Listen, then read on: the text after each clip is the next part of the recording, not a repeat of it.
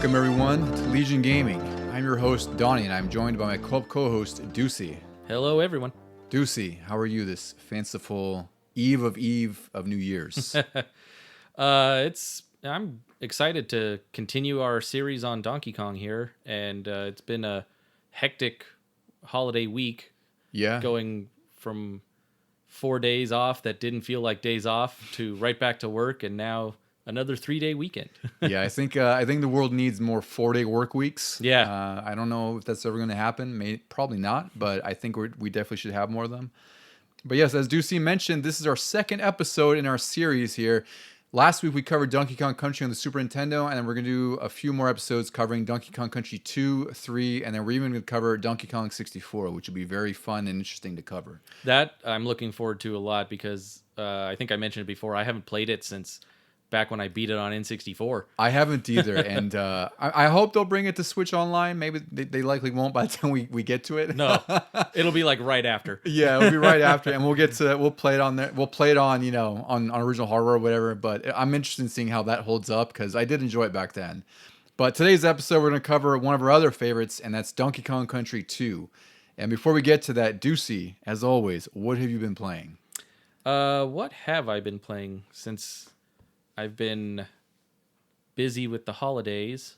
What did I... played a little more Baldur's Gate 3. Can't really remember where I am. I'm in like the first settlement, level 4 or 5 of my characters and everything, and that's about it. Then all of a sudden I got the bug to play more RPG, but kind of go a little classic with Fallout 76. I was even surprised you picked that up. Yeah, because we had tried that, I guess it was a year ago, maybe a year and a half, 2 years ago. I don't know how long it's been now. I think it's been a while. When was that save file? I think that save file said like 2021. Oh, Christ. So it's been about 2.5 years, yeah. But they've added so much to it. Like, I disliked it from the beginning because of what they said it was and what it was going to be. And I was, a huge fan of Fallout 4, and I looked recently at that. I've spent 8 days on that save file in Fallout 4. So what is that? It's like 184 hours roughly? Yeah. Some quick mental math if it's even correct. But Fallout 76, when I heard that it was like, oh, it's all about the people, there's not even going to be NPCs or anything, I was like, you got to be kidding me. So since they've added that back in because they've realized they messed up bad, it's been pretty fun. I do enjoy the level up system with the little cards. You get the card packs and you attach those to your special meter. And I just like the battling system with the VATS is a little different. It is, because that was my question is, how are you going to do the slow-mo VATS online? Yeah. And they really didn't. It's funny. Kind of weird. What they do is they go into the slow-mo-ish, sort of, and then they put up a percentage, and then you're basically at the mercy of, like, XCOM percentages. Mm-hmm. And you could fire anywhere on the screen, and then it's just like, if you were at 84%, there's an 84% chance to hit, even if you're aiming up and to the right. Yeah, it's almost like Red Dead Redemption's Deadeye, where it's like you just kind of highlight where you're trying to target. Yeah. Except this gives you percentage roll on whether or not you'll hit. It's funny you got back into 76 because I did play that at launch. Like I put 40 or 50 hours in the buggiest, most miserable mess of a game. Like me and a buddy did. We did co-op, which is probably the only reason I sustained with it for that length of time. But I enjoyed it as much as I could, but it's pretty incredible that, it's been out for 5 years now, which is, insane on its own. But it's incredible the 180 that game has made, because at the beginning, you're right, there weren't any NPCs. I think this is also one of those games that was rushed to meet the holiday of 2018. Which is surprising because when they had announced it for a little while, and then to still hear that there was a rush. That's what I'm suspecting, because guys. There's no other way to really cut it, because it was a buggy mess, and it's even worse because Todd Howard went on record right before it released saying, no, it's cool, we went through another pass, like this will be our least buggy, Bethesda game, which is always, it's a qualifier, right? Least buggy doesn't necessarily mean bug-free. Not that any game is bug-free on release, I think one of the quotes that has stuck with me, I think it was for Fallout 76, is definitely from him, is quoted as just saying, it just works. Oh, and then yeah. it released, and Yeah. people found out quickly it just does not work. I've seen people bring that quote up for Starfield as well. And Yeah. Bethesda's interesting, but yeah, it's great that they've done so much to turn around because I haven't played it in a while either. Like I do that thing where I'll kind of feel like playing it, then I'll install it again because it's a beefy game now. It's like 100 something gigs. Yeah.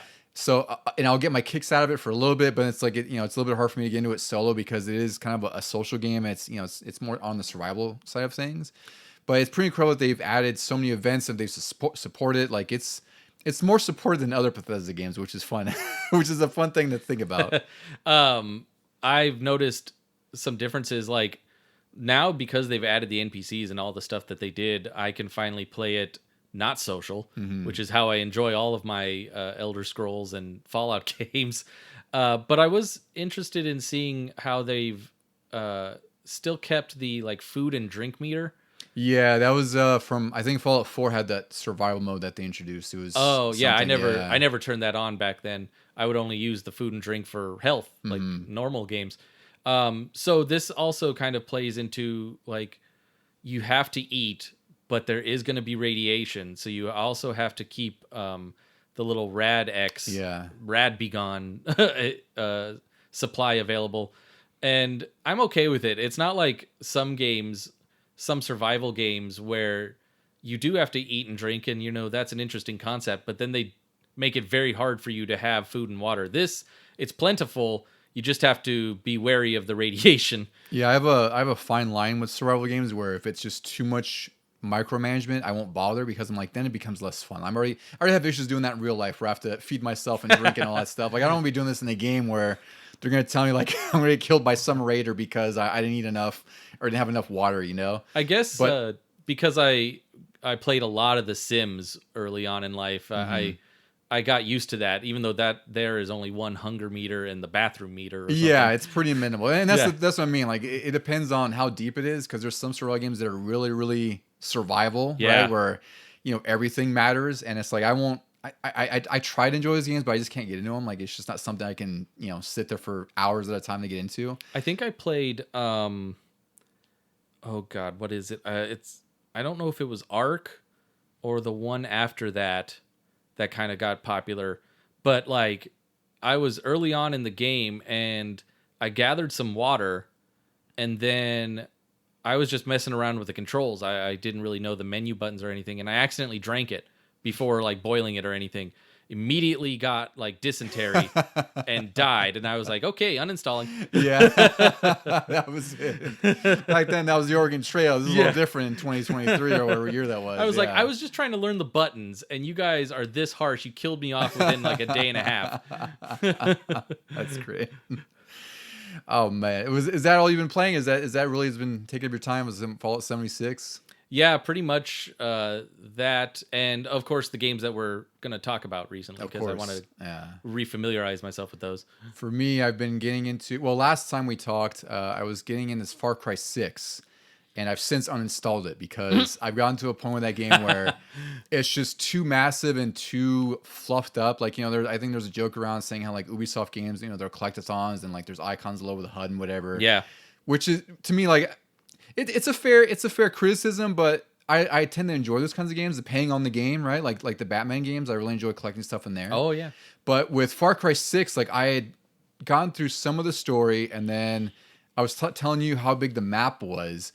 And the thing that I hate in any open world game is where, one of the missions in Far Cry 6 where I'm at is you had to go rescue this guy's son from the prison. You got him out. Well, this guy then sends you on a quest 1,000 meters away to go get a machete for some reason. That means a lot to him. It has a lot of sentimentality. So you go 1,000 meters to get the machete, kill some goons there. Then you have to drive the machete back, or fly back if you can find a car, 1,500 meters. So it's just a fetch quest. Could you drive in the first place? The 1,000. You could, yeah, but found a car? Yeah, but it's just the fact that like the map is so big and like there's so much to do that it's just. It really does feel like a checklist at that point. And for me, like I couldn't get in the story because it just felt so disparate, like everything was so, just out there and big. And I looked at the map and like the section I was in, I think I'd done like 60%. And it was like a small section of the map. There are another like 5 to 7 areas of equal or larger size. I'm like, I can't commit this much time to this game to kind of do this. Like I'm kind of over it now. It seems like I feel like they hit a good balance with Far Cry 5. I agree. I loved 4 and 5, and Yeah. and I went back and played 3 and finished that and liked it. But 4 and 5 to me were my favorite Far Cry games. Yeah, because 5, it was a pretty large map, but they kept it in sections. You had the mini bosses in each section, and even then, it didn't feel like it was very handholdy, like you just mentioned, where somebody tells you to go 1,000 meters away. You can just go all over and find missions. Yeah, and there are some of those missions too, right? You still find activities out in the wild. It's just they're less exciting because they're just like some of the main story missions. So it and the other side of it is it's kind of grindy to get resources to upgrade your arsenal or your home base. Oh, yeah. Right. So it's one of those things where it said like I need like 200 something pieces of metal. I had like I don't know 100 something, and I was looking online and there's threads about grinding them. And I was like, all right, well, I'm already seeing where this is going to go. Like, I don't want to grind for resources to get better weaponry because, you know, with the stuff I have, like I've been carrying for the last 15, 20 hours of the game and it's been working, but you know, my scope only goes so far. I only have so many things at my disposal to take down these areas. And like some of the outposts are huge. They're really volatile. Like they're really difficult. And it's just the point, like I love Far Cry, but this game just, it's too big for its own good. Like that section was one of, like I said, 5 to 7 of equal or larger size. And it's the same kind of format as 4 and 5 where they have like sort of a mini boss or like a, you know, a captain of the area. I was like, this is going to take me forever. Like there's a billion games I want to play. Like this is not fun enough for me to dive into. So maybe I'll pick it up at some point. I don't know, but I was really turned off by how much time I put in and how little it felt like I had done.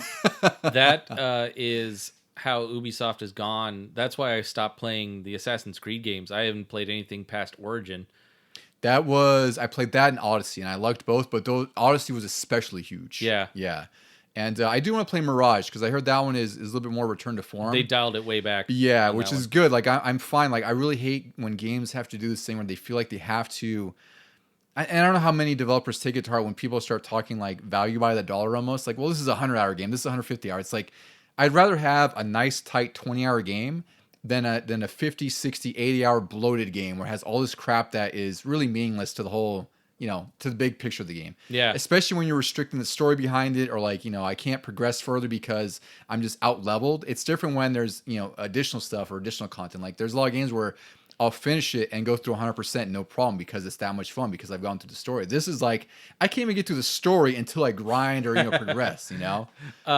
That's one thing I feel like Fallout 4 got right for me, was that it had all of these side things that I wanted to do that didn't really progress the story, but it was still brought up, and the things you did mattered to the people in the world.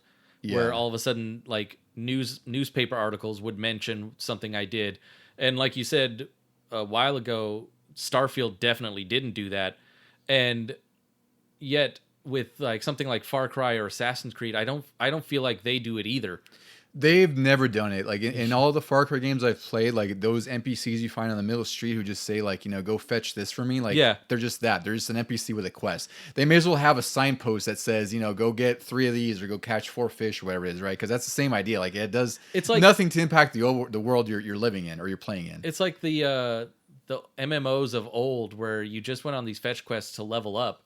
Yeah. And now they're implementing it into single player games where you don't really have to level up. Yeah. But you're still doing these weird fetch quests. Exactly. And it's something I wish developers would get away from because I'm noticing more and more are doing it. I think Ubisoft might be the most guilty of it because they have this format of these open world games with tons of collectibles, tons of things to do. And there's some things where I'm like, that's fine, but it's also like the story isn't good enough to hold the weight of all the extra crap you put in here. You know, like it's an experience where it's like I'd like to enjoy it, but you're making it really hard for me to enjoy it. These really large games, like Ubisoft has to take a page from the makers of Dead Island 2 and even Dishonored, where you can have open world sections, but just keep them as sections so that it doesn't just overwhelm the player. Exactly. Yeah. Yeah. And that's kind of, you know, and that's sort of the structure of the map in Far Cry is like, you know, it does have these sort of borders around each section, but it's an open world game, right? The whole idea is like you could traverse the entire world from one end to the other. It might take you, 20 minutes. I don't know how long it takes. But with Dead Island, I liked it more because it was a little more compartmentalized where each section I could go through whatever collectibles, the stories there. There's a bunch of side activities that are pretty fun. It's a little bit of like a, different sandboxes in each area, whereas Ubisoft wants a giant sandbox. Yeah. And The it's whole almost beach. the whole beach. And I'm like, I don't, I love my little lake beach. I don't need this giant vast area that it's going to take me an hour and a half to traverse or do The anything entire in. coast of Florida. No thanks. Yeah, exactly. So I put that away, and then I got back into Metroid Dread, which we were talking about because the Geek Critique had a video out about it. And I was like, geez, I really have an urge to play that because I don't want to say it's my favorite Switch game, but it's definitely up there. It has to be like top 3 because I beat it like when it came out. I must have beat it 5 or 6 times in a row, just like back to back to back. Yep. And I hadn't played it since, so I played it this week, and then right before you got here, I texted you like, "Hey, I beat it on hard mode again." Like it was a little bit quicker than my last run a couple of years ago, and I had a lot more deaths because I was out of practice, but. Yeah, I really love that game. Like, I cannot profess how much I love Metroid Dread. It everything about that game feels so freaking good. It's so interesting how we've differed on the series like this. Like, my favorite is still Super Metroid and always probably will be at this point. Mm-hmm. And I've beaten that in multiple single sittings like you've beaten this one. Exactly. And when this one came out, I still haven't beaten it once. Oh yeah, because you got to the last boss? I think you said, didn't you, or no? The first round of him. Yeah. Okay, yeah, because he's got 3. Oh my god. I have my save file. We can see the hell he goes through on there. Yeah. But yeah, I always think about that too because it took me. So our friend of the show, Vito, he reached out. He was saying, like, he tripped me out, right? He put a comment like, "Who are you? You called out the exact warehouse. What is this?" So he was saying, he recently posted how he got Super Metroid, like a complete copy, and how that was one of his favorite games ever. Yeah. And it's interesting to me because it took me, and he even said like he didn't beat it till Virtual Console on the Wii.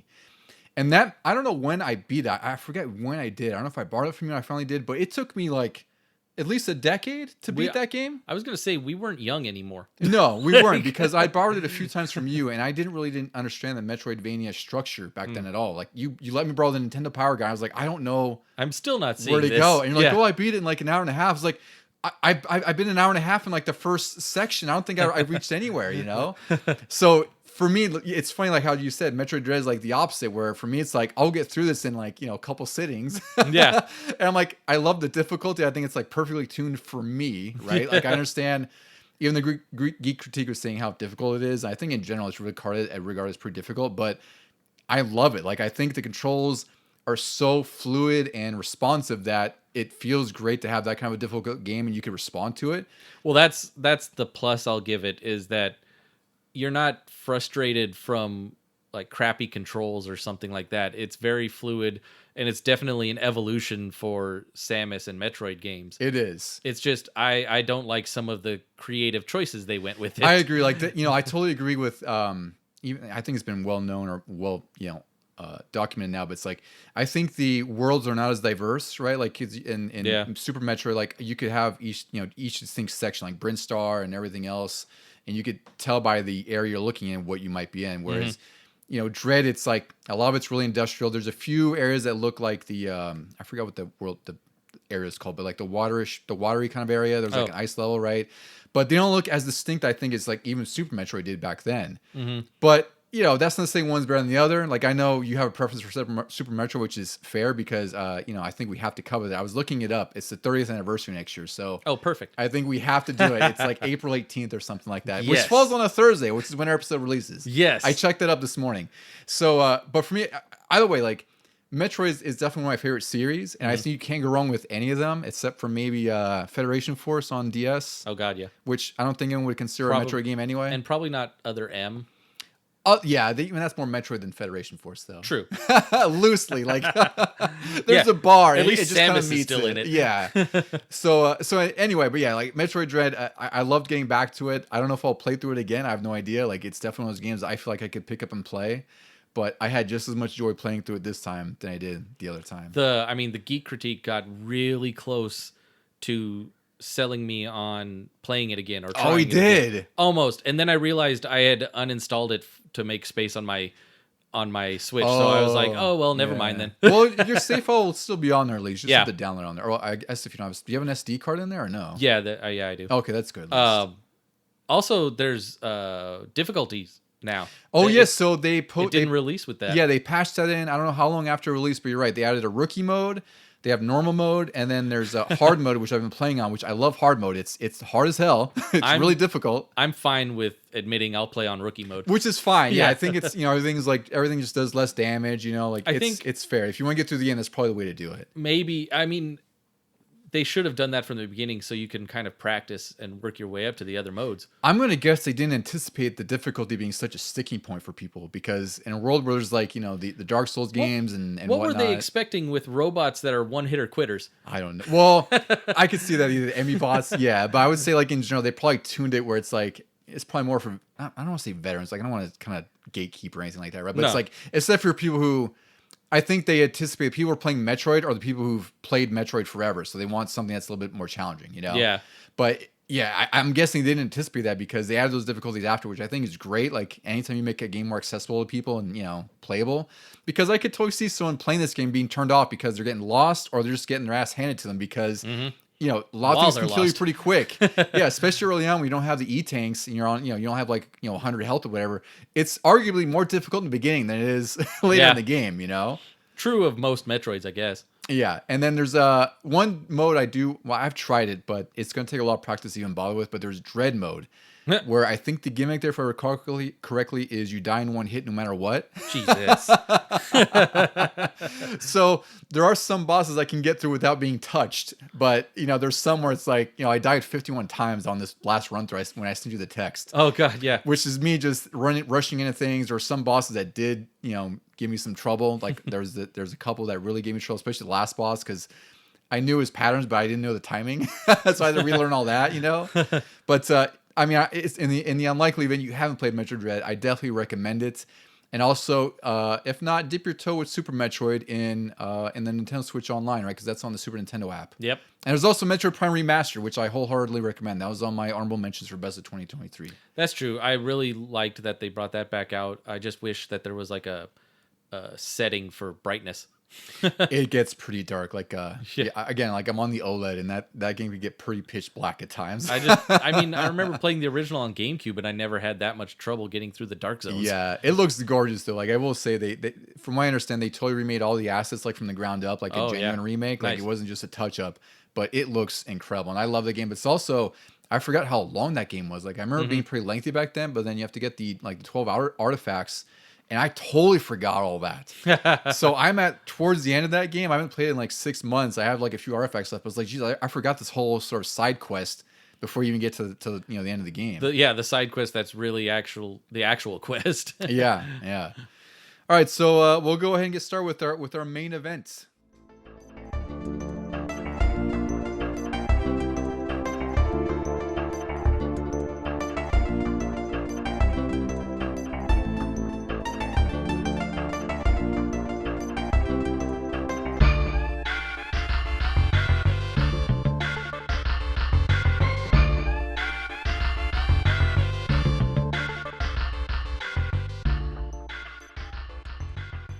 All right, everyone. So as we mentioned earlier, today's game is one that's very special to me and Deucey's hearts here. It's Donkey Kong Country 2, Diddy's Conquest for the Super Nintendo. Released originally November 4th, 1995. Deucey, what memories do you have of, well, we'll call it roughly November 4th, 1995 with the release of Donkey Kong Country 2? Let's see, 1995. We were like in 5th grade at that point. We were starting 5th grade. That was like the second quarter of 5th grade. Yeah. I don't remember, like I said before, I didn't remember these games coming out annually. So I do remember like thinking, oh, finally Donkey Kong Country 2. The first one was great. What's this one going to be like? Mm-hmm. And I think it went on my my Christmas wish list without even having to rent it or anything. I was just like, you already knew. Probably had Nintendo Power there. Yeah, definitely get me this one. The first one was great. So this game was a pretty big release. I mean, it was coming off the heels of Donkey Kong Country 1, which was a huge success for Nintendo. Like we talked about that in our last episode. Like it's one of the top-selling SNES games. I believe it was 3rd, if I recall correctly. 5th? No, 3rd. 3rd, right, yeah, 3rd for DKC. 2 Marios and then that one. Yeah, exactly. And then this one was the 6th best-selling Super Nintendo game with 5.1 million copies. So it wasn't quite the success of Donkey Kong Country 1, but it's still a pretty big, pretty notable Super Nintendo game. Yeah, I think you mentioned this is the year of PlayStation and Saturn, so Yes. things were starting to move in a different direction. And I think as we talk about this in this episode, and especially in Donkey Kong Country 3 when we get to that next week, I think the context of the gaming landscape is going to matter a lot more. Yeah. But you're absolutely right. Like in this instance, November '95, the PS1 was out, Saturn was out. The gaming world was shifting towards 3D. That's just something inevitable. And at this point, the Super Nintendo and Genesis were both aging, like not in a necessarily bad way, but compared to the games that were coming out, like in this, around this time, there was like one of the big PS1 games was Twisted Metal. Hard to look at Donkey Kong Country 2 as good as it is when you're seeing like 1995 Twisted Metal, like this giant 3D car combat game with CD based music and everything. Like it's a pretty big there's a noticeable difference between the two, to say the least. But it's in hindsight, when you look at Twisted Metal and what that can become, the first one it's rough. It's rough. It is rough. And Donkey Kong Country 2 still looks beautiful. Yeah, and I think that's I think that's something to note is a lot of those early 3D games don't age as well, and I think that's always been the argument, right? Is like a lot of these sprite based games just in general age better. Yeah. And I think that's definitely the case. Like, there's some PS1 games I genuinely love, like Twisted Metal, but it looks like cardboard cutouts now. I love that game, but the visuals have not aged as well, but it still has its like look at mid '90s charm. Look at Cruisin' USA when you hit a tree. That is a cardboard cutout. Not to mention, our discovery that runs at like 15 frames a second. Yeah, slideshows go faster. Yeah. So the development of Donkey Kong Country 2 started pretty quickly after the release of Donkey Kong Country 1 with, again, Tim Stamper. He was the co-founder of Rare. He was directing in this instance. The initial game ideas for this one was DK Rescue, Diddy's Day Out, which I thought was a fun play. I don't know if they were inspired by Baby's Day Out. That's hilarious. That's the movie I loved as a kid. Man, I wish they had named the game that. Diddy's Day Out. There's also Diddy's Wild Country, Diddy's Wild Frontier, Diddy Kong's Quest. I want to emphasize that. Diddy Kong 'S. That's what everybody thought it was. Which is what I thought it was for the longest time. Yeah.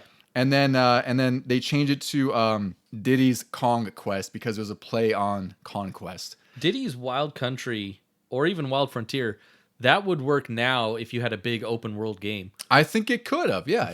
Or it could even work for DK64, really. Donkey Kong Frontier or something like that, So this game was once again Rare was once again using those SGI workstations we talked about last time. They're like $40,000 to $80,000 a piece. Well, at least they already had them. They had them. Plus, of course, at this point too, they have a lot more experience with them, right? It's a year later, and they've been working on it since then, and you could tell that there's a graphical upgrade in Donkey Kong Country 2. I don't think there was a speed upgrade though, was there? Like in all that rendering that had to be done? No, I can't imagine there was, because I would think with those kinds of workstations, like you're not going to buy them yearly. Additionally, like I don't know if you could upgrade the hardware, but if anything, they might have found another process that optimized it, right? Like you could probably cut down on rendering time. Like maybe they found some tricks, but I'd imagine like it's not that big of a time saver. Yeah. If anything, they're more prepared for how much time they needed. Yeah, right? they could work on something else because they knew now what they had to do. Exactly. And then of course that allowed them to use their advanced computer modeling render tech. They were much more familiar with that, where they would render the 3D graphics on these workstations and then translate them and convert them into sprites. And the designer Greg Mail chose a pirate theme because at this time he was into the golden age of piracy, which was a period in time when piracy was big between the 1650s and 1730s. Immediately apparent in the game, like in the first level. Yeah, the pirate theme's there, and it was awesome. Yeah, like this is a good direction. And then, so one of the things they were conscientious about with this one was they were very they wanted to address the difficulty of the first game. I guess they took that feedback to heart, where they thought the first game was too easy, which I didn't think was. I didn't think it was too fair. Like I thought the first game was just right as far as difficulty. Like I didn't think it was too difficult. I didn't think it was too easy. Like even as a kid, I thought it was, it was difficult enough. It just seemed, like you said, it seemed just right. Yeah. So with that, when they were trying to address that, they wanted to keep the speed and timing of the first game, and they made the levels less linear than DKC 1 to make them, Boy, have they. I know they did. They didn't want to rehash DKC 1, and it's pretty apparent that like they really tried to not do that. And then Diddy was meant to be the surprise star of the game. And then, for Rare at this point, I think they felt fairly confident with Nintendo because Nintendo saw what they could do. And Nintendo was also less involved in this game. So they said they really felt that making Diddy the star of the game was worth the risk. I don't know if it was if it paid off, I think it's fine. Like I can't say it damaged anything, you know. But I think it would be cool to have Donkey in there instead. It's weird how some people will take this stance of, and I've watched it recently on some YouTube creators, like, oh, Donkey Kong's in the title. Why don't I get to play as Donkey Kong? Yeah. And then somebody pointed out, like, well, the original game was Donkey Kong, and you played as Mario. Yeah. So how about you sit down and you enjoy this game? It's really just nipping at that point. Like, Yeah. I'm like, I get the name's kind of silly, but I'm also not gonna play it. I'm also not gonna play it because of that. Right? Yeah. Like I was gonna play this regardless. And then Dixie Kong was designed by Stephen Mails. I'm not sure if he's related to Greg Mills. I didn't get to read that far anyway. I'm not sure if they're brothers or not. But she was purposely designed to be drastically different than Diddy. So she's a female monkey. One thing I didn't really connect, but it makes sense. Like her model is Diddy, but dressed up. Like they added a ponytail. Shigeru Miyamoto got rid of her tail. Got rid of her. She has a tail. She doesn't have a tail, and she has a ponytail instead. Which is funny. Which is great for her helicopter move, which we'll talk about, I'm sure. And then they had over 50 names for her, which I couldn't believe. They didn't list all of them, but they had some that were Didine, which is weird. Daisy. Just D. Just a bunch of D's. Dandy, Dolly, Dizzy, Danny, Dippy, and Ducky. Ducky Kong. I don't know if it has that kind of ring to it. You cannot do Dippy either. Name your first female heroine. Yeah, Dippy Kong. Dippy. Maybe they're going for like a Pippi Longstocking thing or something. I don't know. And Daisy, that was already taken anyway. That would have been very confusing once they reintroduced Princess Daisy. Yeah, Daisy. Well, they would have to have said, you know, Daisy Kong, I guess. In Yeah. that instance. And then Miyamoto was once again contributing ideas, and he even suggested adding like something to Dixie's beret to kind of like adorn, you know, some sort of symbol on there. It was inspired by ABBA, which I thought was pretty fun. I think they're Swedish. I don't know if you know or not. They're Swedish, right? Yeah. Swedish pop band. They landed on the Rare logo, which I thought was a cool touch because I definitely noticed that as a kid when we were looking at like magazines and stuff. Like you could see the Rare logo is very prominent on Dixie's beret. In the magazines and things, but I don't remember seeing it too easily on our old CRT TVs. I don't think I really noticed it either. Yeah. It was something I noticed in like photos, like, you know, of renders of her, of art, but not something actively playing because I should have checked it actually to see if you could even make that out. I think you can now on the Switch with the, you know, the updated. Oh, because it's a little bit cleaner looking. Yeah, it's a little cleaner and closer to your face if you're holding it handheld. Yeah. Whereas, you know, my old 12-inch Daewoo wasn't gonna emphasize that very well. So the trade-off here is that Candy Kong was removed.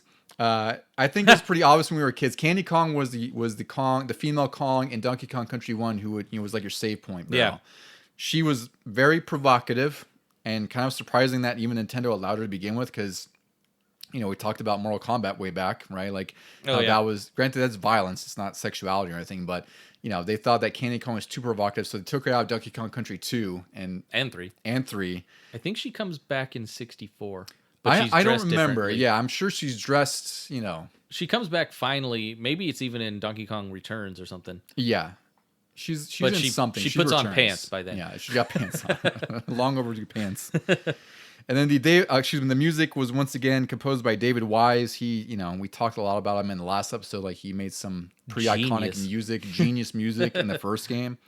And in this one, he was citing that Koji Kondo, who's the composer for Zelda and Mario, he was an influence on here. And then there's a composer named Tim Follin for a game called Pluck. Not many people talk about this game, but I love this game when I was a kid. I always hear the name and then I never pay attention to what it is. It's a weird platforming game that like one of my friends in elementary school had. It's like he kind of is like Rayman before Rayman. Like he had, you know, limbs that were disconnected from his body. He was an ugly character though. Like he had like a red hood. He was like a yellow body. I would say like artistically, it's not the most attractive game. You know, like just not a great art style. But what was it on? Super Nintendo. Yeah, it's really cool. I actually want to pick that up at some point.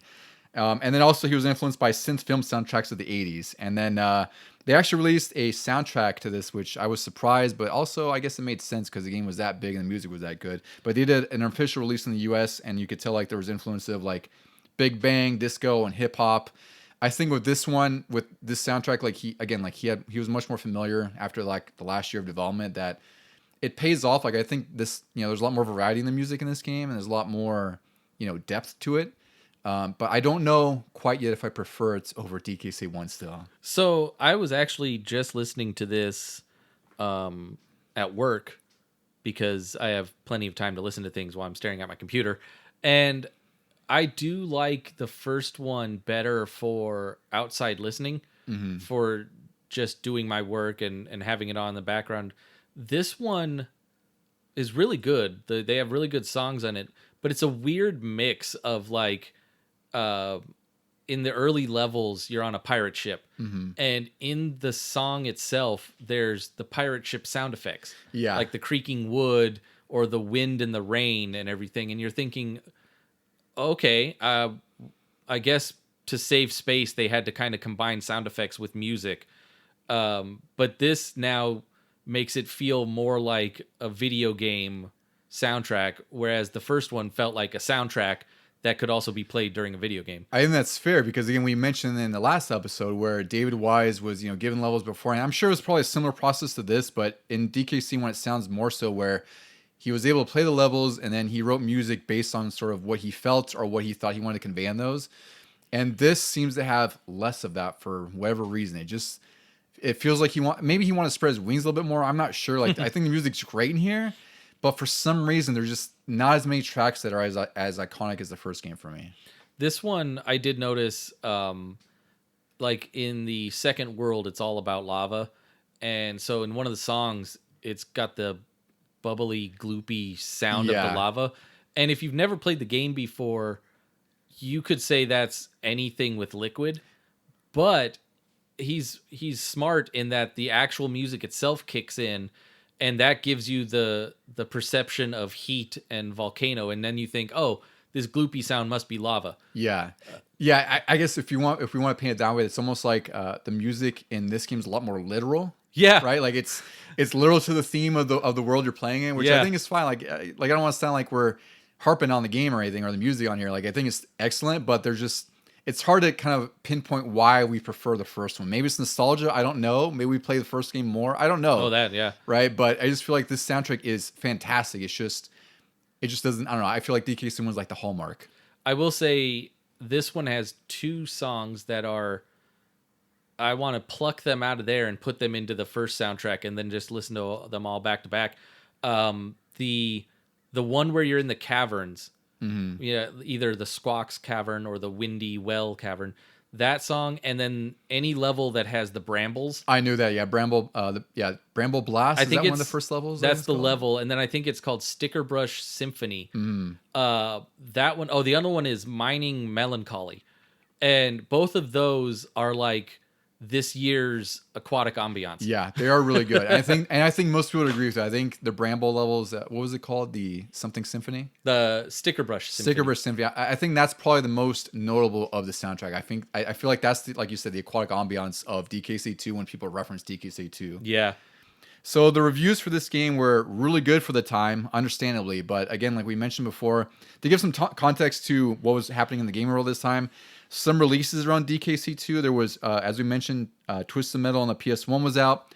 Soul Edge was out for the arcade, which you'll know is Soul Blade.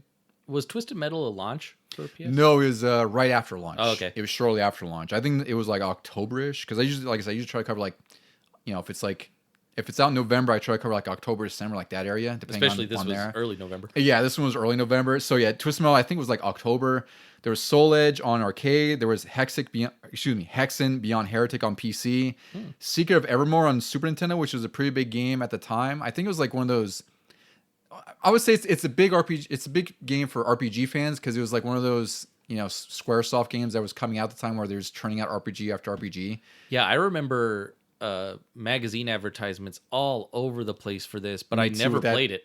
I played it. It's really fun. It's nice. like, did you play? I think you played like Secret of Mana or Children of Mana, right? It's just like that. It's like a similar RPG like that. Oh, okay. It's a little bit darker in tone. Like action RPG? Yes. Oh, okay. Yeah, actually, I'm surprised they haven't put that on Switch Online. That's really surprising. That's true. Yeah. And then also there was Destruction Derby on PS1. Mega Man X3 had come out on Super Nintendo, which is it's really crazy.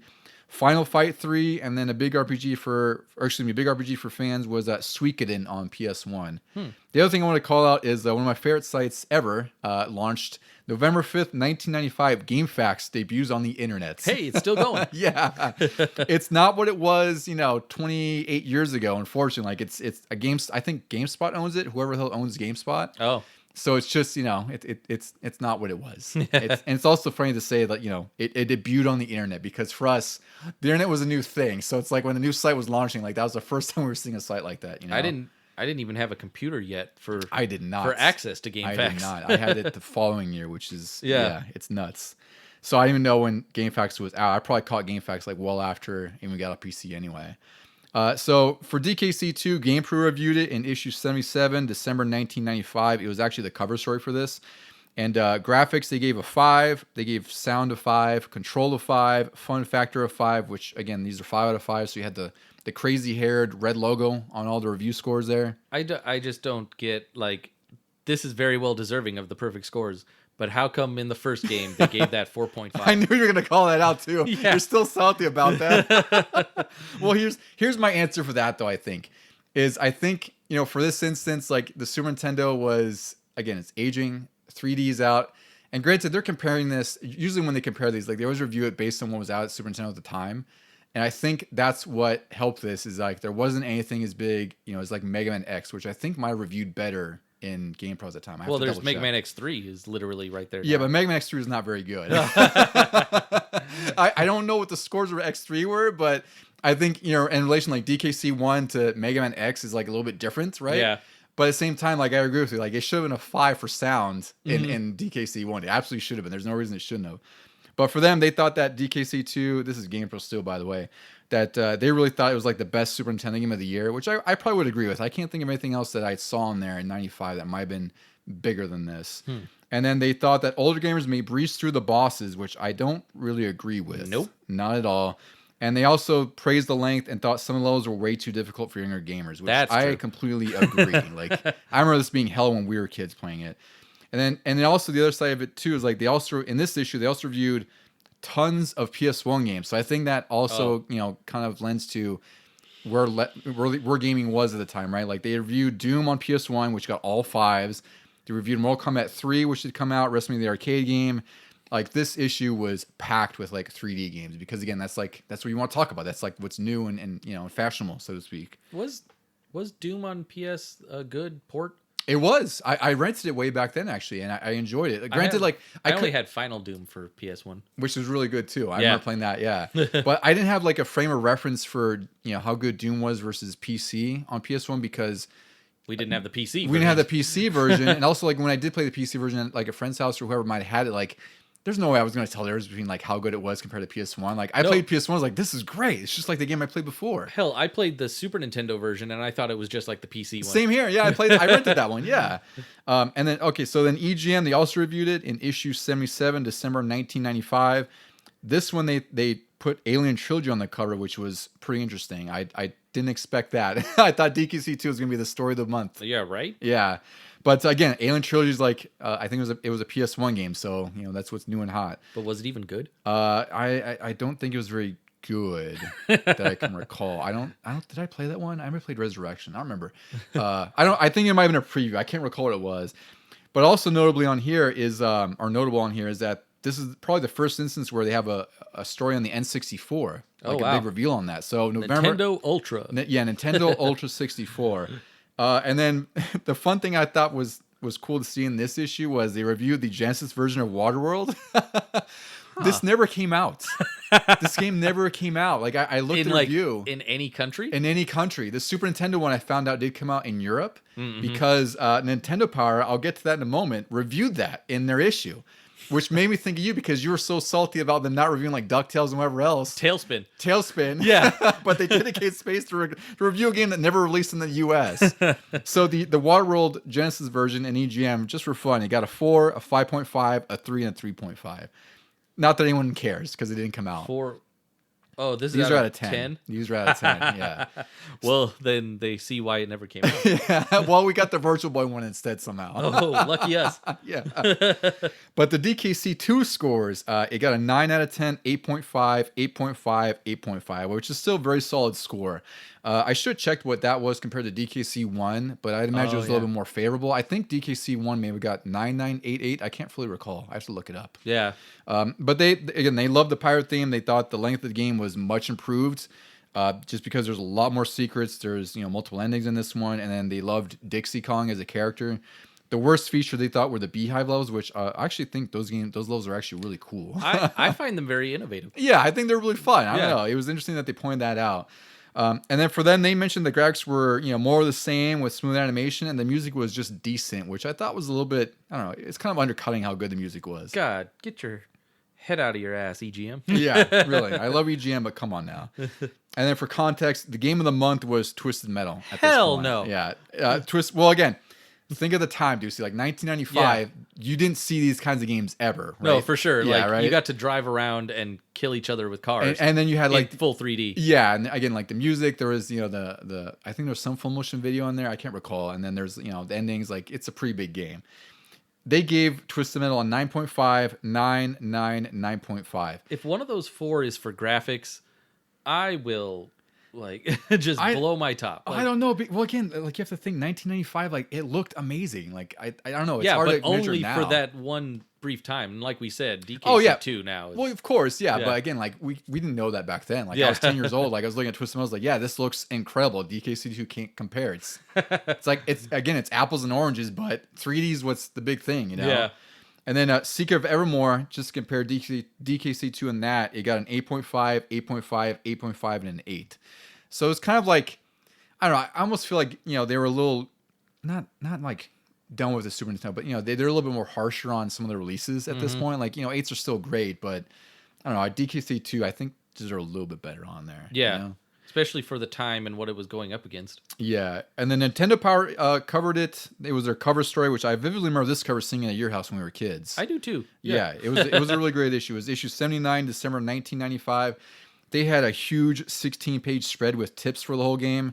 So again, at this point, Nintendo had a lot of confidence in Rare, so it made perfect sense that they were blowing out their issue, their premier Nintendo issue with DKC2, because they knew they already proven themselves. They knew how big of a game this was going to be.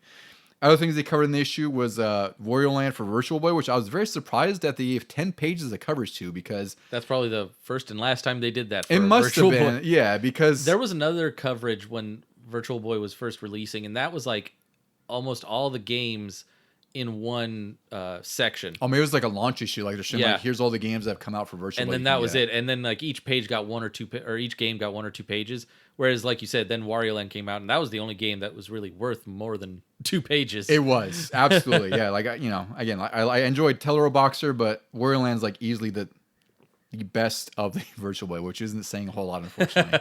And again, like I mentioned before, the Nintendo Power even reviewed the Super Nintendo version of Waterworld, for God's sake, and they had an 8-page spread on this thing. I couldn't believe that they had the Super Nintendo. Yes, they had like tips and all this other stuff on there. It was really ridiculous. Throwing Europe a bone there. Yeah, and then of course, like I said, it was never released in the U.S. This version was released in Europe. I didn't get the scores, unfortunately. Oh no, I did. I'm sorry. So they gave it. These are all out of 5. They gave it a 3.5 for graphics, 3.3 for play control, 2.9 for challenge, and 3 for theme and fun. Again, this is Waterworld on Super Nintendo. Oof. I don't think that game was very good. I can't tell. But for DKC2, they really liked it. They gave graphics a 4.8, play control of 4, which I thought was a little bit low. Like this is a pretty damn tight controlling game. And then challenge was a 4.3. Theme and fun was a 4. Nintendo Power also loved the graphics and gameplay and sound, and they thought the AI was improved. The negative was no Donkey Kong until the end, and then I agree with this one, far more difficult than the original. Oh yeah. Yeah. So again, well reviewed, and very much deserved of that.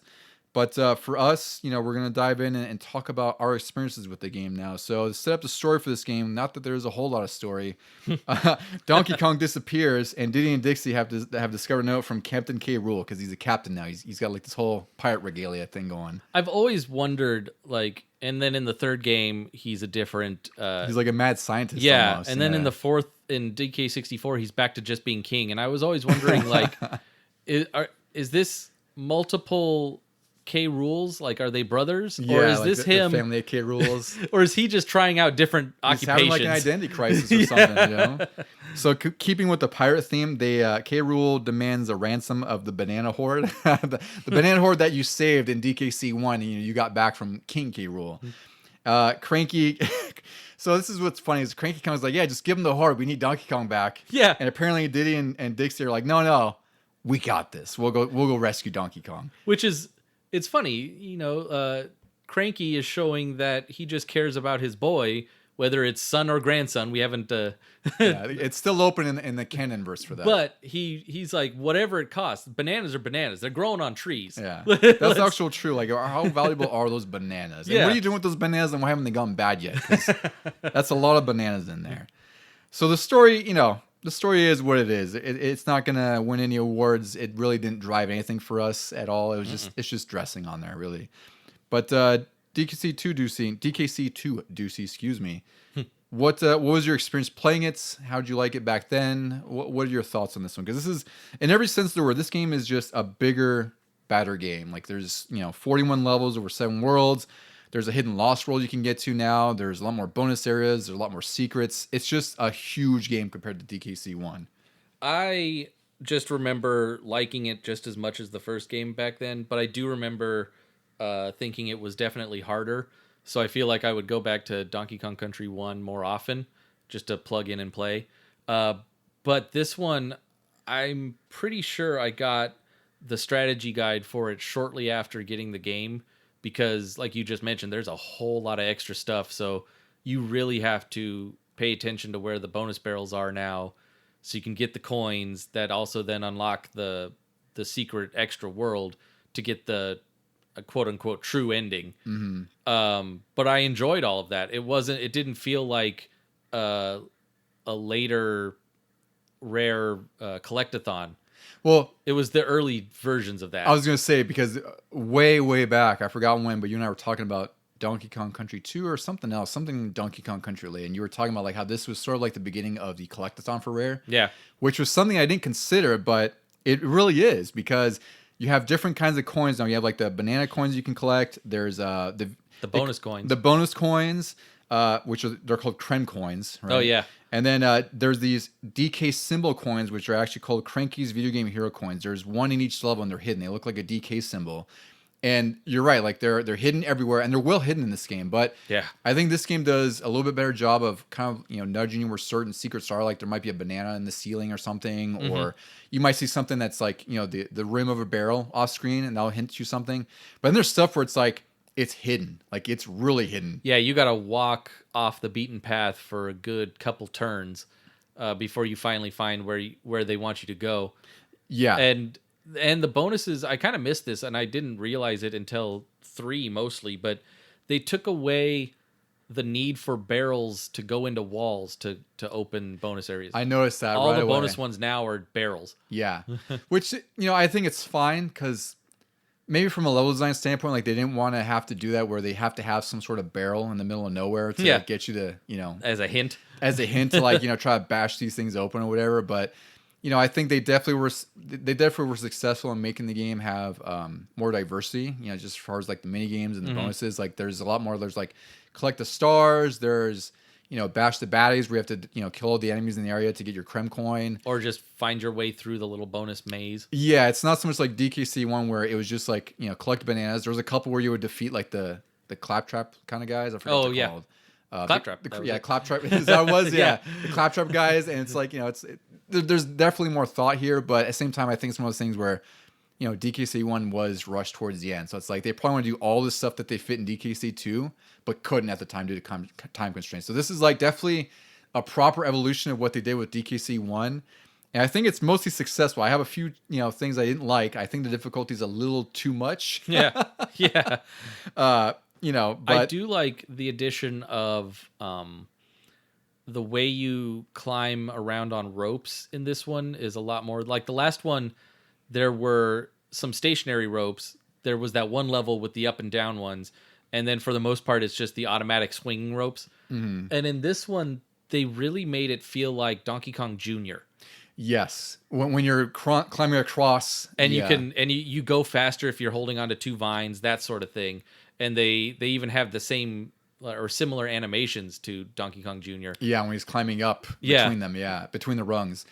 It's really effective. I think they did a great job with making the game bigger, and it's definitely like DKC when you could rush through if you wanted to. Like I did that. Like it was whatever the hell it was, under 2 hours. I don't know what it was. And then you took a little longer because you did like 80% of secrets versus like 60% whatever. Yeah. But in this game, like even if you try to rush through, it's you really can't do it as easily. Like you definitely need those lives in this game. Oh God, yeah. But I think it's still fine. Like I think for the most part, like the difficulty curve is fine. But once you get to like towards the end of the game with I forgot what the last world's called, K Rules K Keep. rules, yeah. It's just too damn difficult. It just becomes totally ridiculous at that point. But to go back a little bit, so in terms of scope in this game, like you can now achieve 102%. In DKC1, the most you get was 101%. That's collecting, all the bonus areas and finding all the secrets. 2 kind of ramps that up because there is a true ending that we mentioned earlier. Mm-hmm. And this one, you have to get all the DK coins, which are well hidden. You have to get all the bonus barrels. And then after that, you can unlock the Lost World. And in each world of the game, each main world of the game, you can pay Klubba. He's like this big giant Kremling with like a mallet, like a spiked mallet. Yeah. You pay him 15 Krem coins, which you only earn from completing bonus areas. So it's kind of like a loop. Yep. You have to collect all the bonus. You have to complete the bonus areas to get the coins and use those coins to unlock Lost World levels in each world. And there's 7 of them. Once you do that, then you unlock the true ending, which.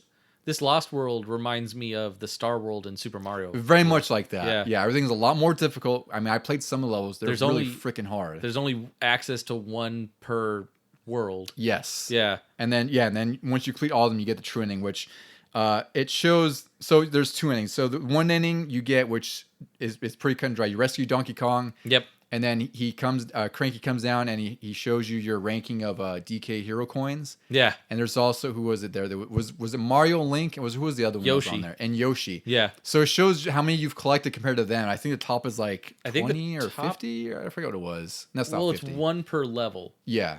Even the Lost World levels. So I think that's like 47 or 48 total. Yeah. Something like that. So that's just the normal ending. And then if you do beat them, or if you go through the Lost World and then you collect all the goodies and you get 102%, you get the true ending, which has the Donkey Kong family, Diddy, Dixie, Donkey, and them showing Captain K. Rool's ship just explode in like this crazy explosion and sink into the sea. So if he's not dead, he's definitely dead now. Doesn't he like? Is it this one where he like uppercuts him into the core of the Lost World or something like that? Exactly. I think DK does it. Yeah. So it's kind of funny. Like I didn't realize that. Like this has been like 2 decades since I played it. I forgot like you can do that. There was a true ending in there. Because I do remember doing that back then. Because again, I borrowed your guide and went through 102%. Probably wouldn't do that now because it's just I forgot how hard this game was. Like I keep going back to that, but this game gets really freaking difficult toward the end.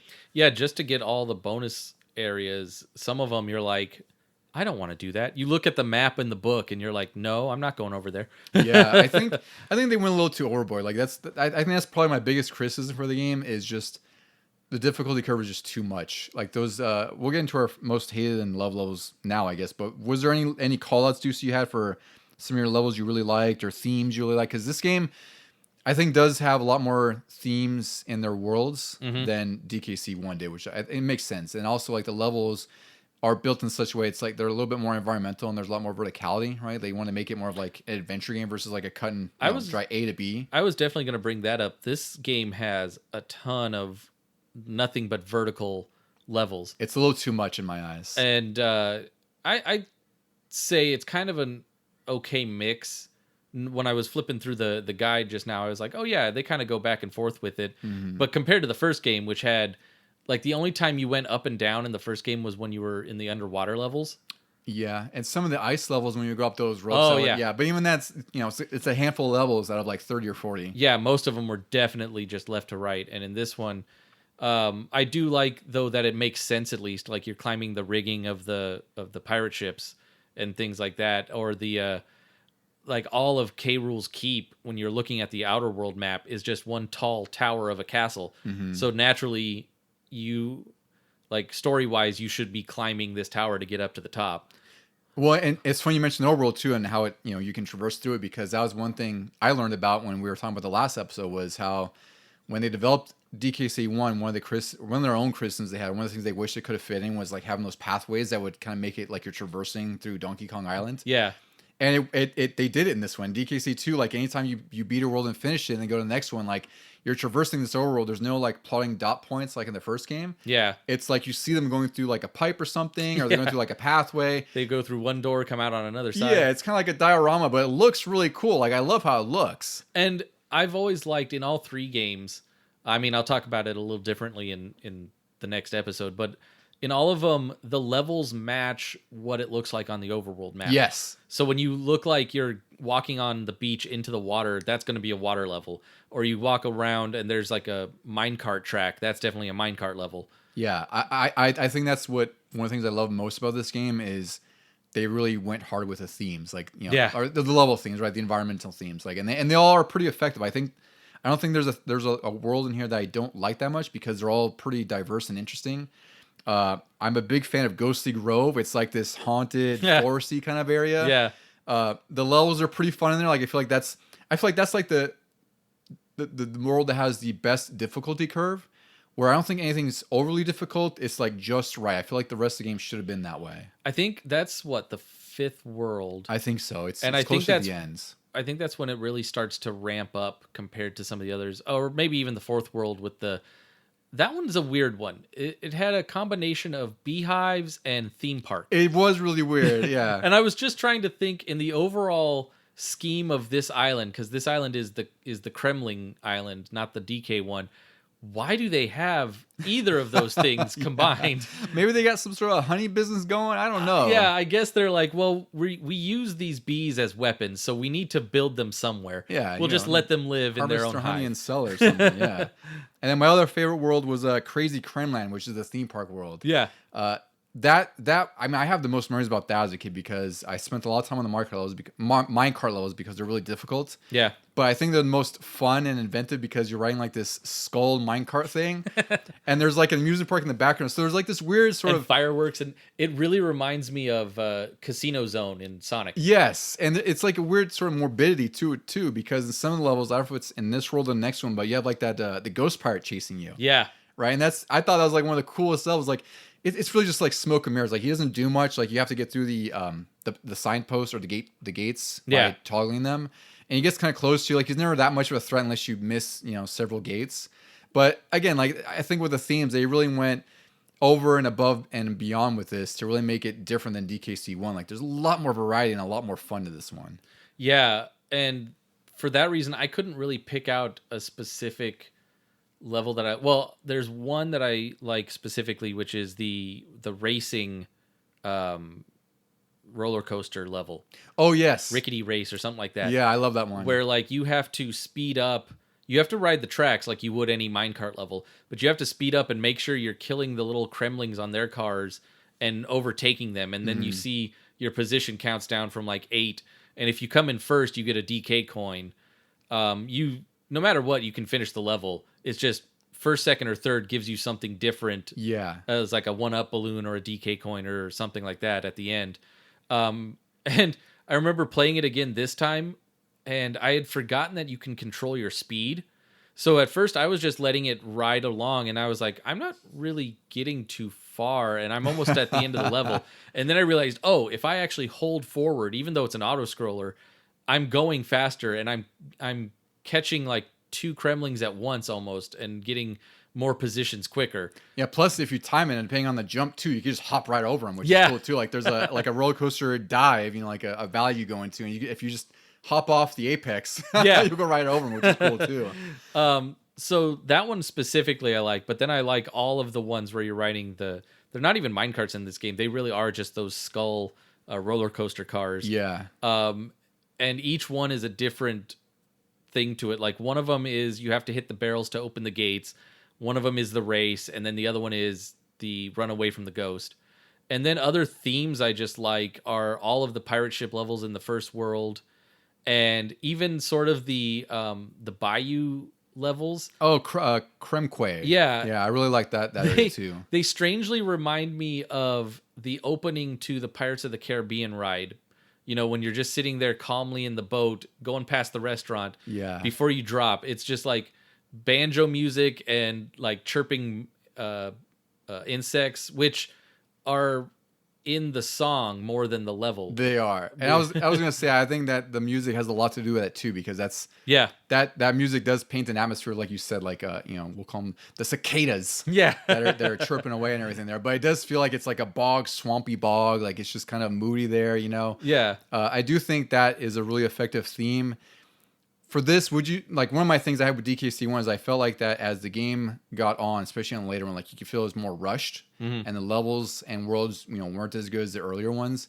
They were very repetitive. They were really repetitive, especially repetitive. But do you think DKC2 had that same instance where, like as it got on, like did you think the themes were less impactful than the earlier ones? No, they improved that. I think there is a repetition, but they keep it isolated to each world. So like in the second world, it's all about lava and stuff and volcanoes.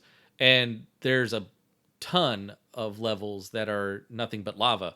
But then you don't really see that again in any of the other worlds moving on. Mm-hmm. The beehive ones that the reviewers didn't really like are only in the adventure, in the theme park level, and you can see that on the map. There's a giant beehive. I love that. You don't see it really later on, except for, I think, the Lost Worlds. They kind of do a best of. I was about to mention the Lost World is very different, where it's like it's not like a world theme. Like, I mean, it's like a volcano Lost World thing, but there's not like a central theme to each of the levels. Yeah, it kind of takes a level theme from their sort of palette, so to speak. And each level is different, around that. And then they ramp up the difficulty on those to like 12. It's not even to 11. It's like it's you said, that. it's definitely the Star World or the Special World from Mario World. Yeah, so if I could complete that pretty not easily, but easily compared to this. Yeah, I'll go into some of the things I didn't like, and it's really just actually, before I get to that, the bosses, I'm going to touch on that because those are much improved in this game. They're like infinitely better than DKC1 by a mile. Yeah, there's kind of an actual story behind them. You have to, it's kind of like other 2D games where you have to wait for them to give you an opportunity.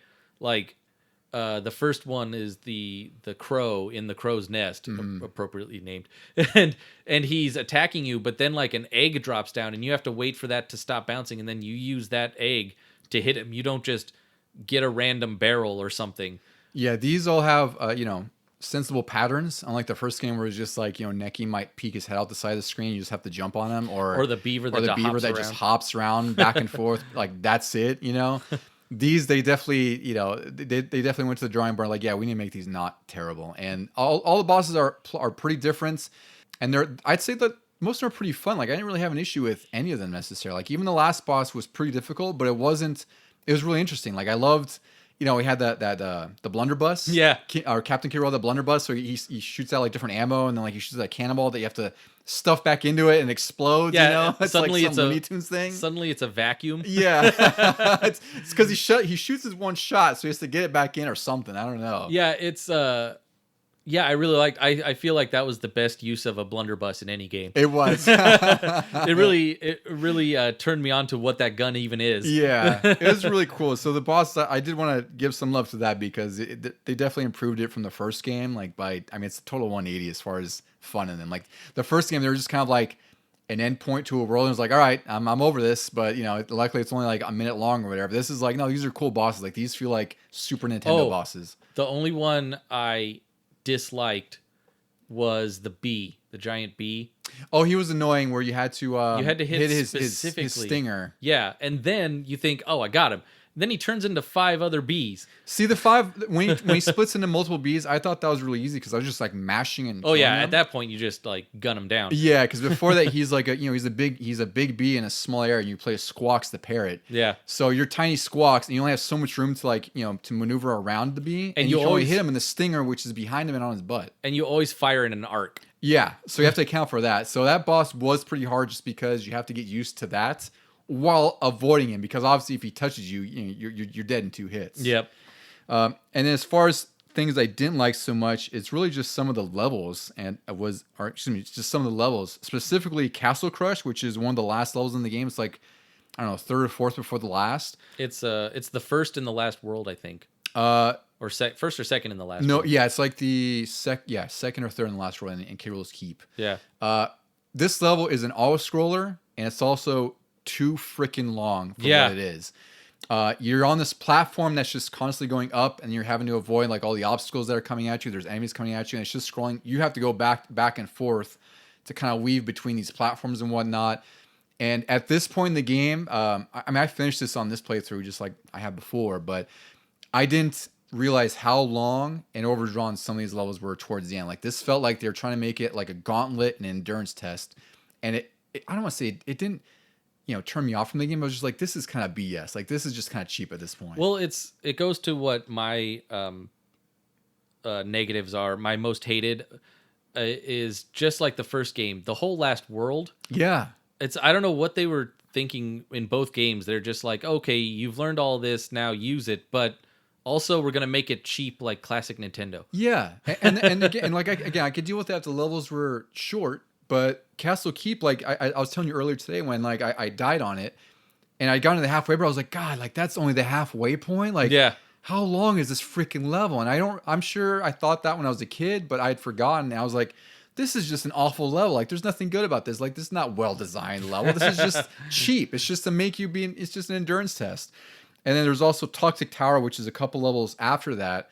This one I didn't dislike as much, but it's for the same thing where it's kind of lengthy and it's just an endurance test. In this level, you have to play as your different animal buddies, each one, or a couple of them, and you're being chased by this toxic pool of sludge that is coming at you fast. So if you lag too long behind, you're not platforming quick enough or getting the next section, like that thing will just outpace you, and that's it. You're dead. Even from a continue barrel, because if you're off, at the continue barrel, yeah, the timing doesn't really reset. It's going to chase you just as much. So it becomes a little difficult. And again, at that point, I felt like it was just kind of cheap and not fun. Like I love the idea of the level. I just think it's at this point in the game, they were like, hey, like we've thrown everything but the kitchen sink at the player. Let's just throw it and then make it like a long drawn out sink on top of that. And it's again just nothing but verticality. And that's true. They're all vertical. Both of those there's that other chain link one that's nothing but climbing chains going vertical. The only level I liked in the last world was the Clapper's Cavern, where you have to... Is that the underwater one? Or yeah, where you have to hit Clapper to freeze because there's this piranha. Oh, yes. And you want to freeze him in the water so you can race along the top of the water. And I thought it was very, not really, well, kind of unique. Because there's an earlier Clapper level where the water's really hot and you have to get him to cool it down, which was fun too. You have to then swim through before it heats up again. This is the opposite, where you want to race along the top before it melts. Yeah. Both of those, like Clapper is technically an animal buddy that you don't ride. You just always use him and hit him for these water things, which I thought was pretty clever. It is. I like that they introduced, more animal friends, even though you don't use them, like they're just kind of there in the level to help you. Yeah. It's great. And so that was the only level out of that entire last world that I liked. And I didn't mind if I died because I was like, okay, I see what I messed up and what I have to do differently.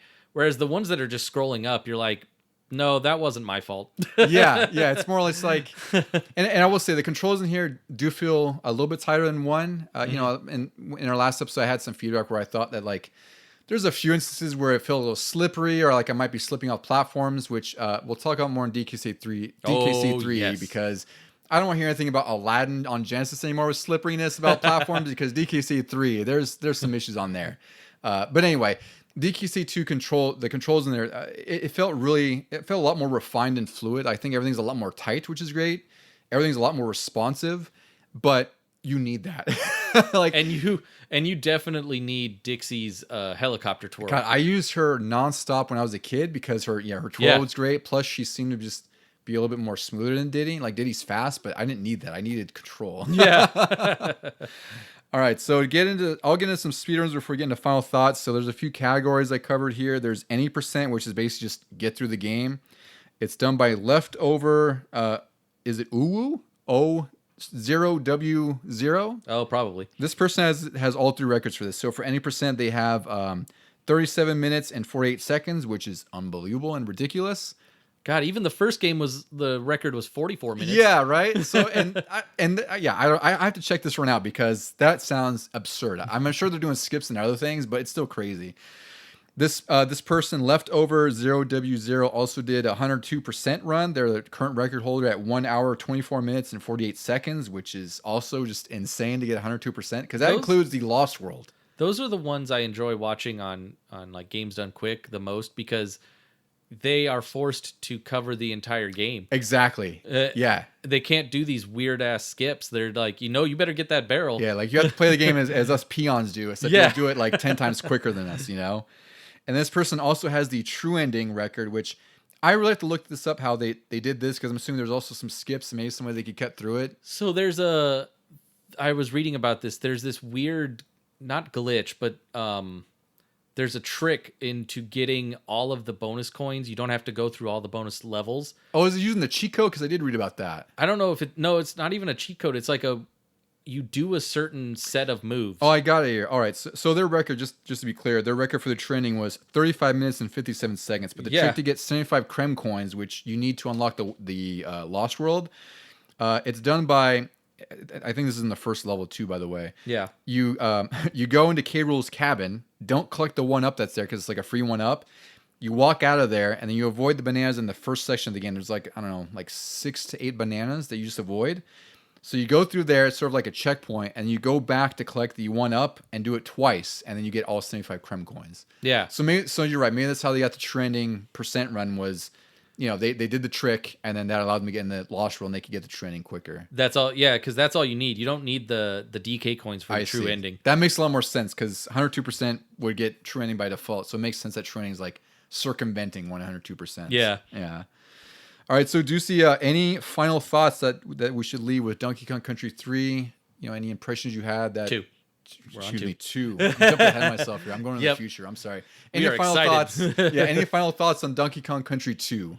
My final thoughts are that it is probably the best of the trilogy, but I still like the first one better, and I think I'll have more thoughts too in the next episode, talking about DKC3, and then we can talk about the trilogy as a whole. I do remember when I was a kid that this game did frustrate me more, even with a strategy guide. Yeah, absolutely. But I was definitely happy with myself when I got the 102%. I was like, okay, I did it in the first game, and now I've done it in the second game.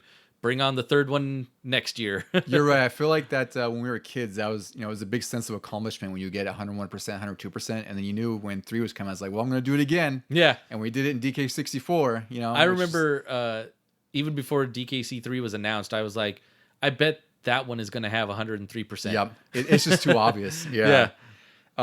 My perspective on DKC2 is, so before I had played through it, I kind of like, I already recognize that people consider this to be the best of the trilogy, and I think in a lot of instances you could argue that like it does everything the first game does, probably better. Mm-hmm. The music's definitely of a higher fidelity.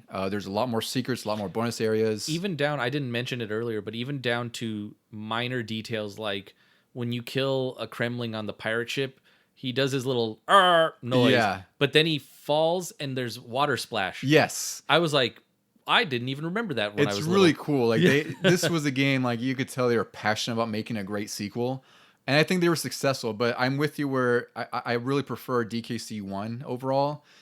And again, it could be because of nostalgia, it could be because of how much you played it back then. But for me, I think one of the big things that again didn't turn me off from this game, but definitely kind of lowered it in my tier list of DKC games was the difficulty. I think for most people, it just becomes too stupidly difficult at the end, just for no good reason. Like there's a difference between, making it more challenging for veteran gamers, or they were conscious about making it more difficult. I think they tweaked it a little bit too high, which we'll talk about next week. They rein it back in a little bit. They do, and I think it's a lot more fair, which we'll dive into. But it'll be interesting too because, for my instance at least, this is the first time that I would have played through all 3 games back to back to back. Mm-hmm. Maybe I did as a kid. I don't really recall, but it's different. We're kind of looking at it a little bit more critically, and we're seeing these like, okay, well, how's it compared to 1? How's it compared to 2? And how do we think of 3 now that we're older? We're almost 40 in the next like year and a half, whatever.